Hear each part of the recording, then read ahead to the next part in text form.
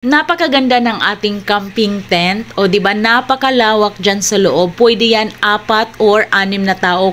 Kasyang-kasya dyan sa loob. Napakatibay pa, di ba? Napakaganda ng design. Ayan. So, high quality yung product na to. Ang bilis lang din yan i-assemble. So, tuturuan kayo kung paano yan i-assemble. May manual din naman. So, mabilis lang talaga sundan yung pag-assemble dyan. At napakalawak niya.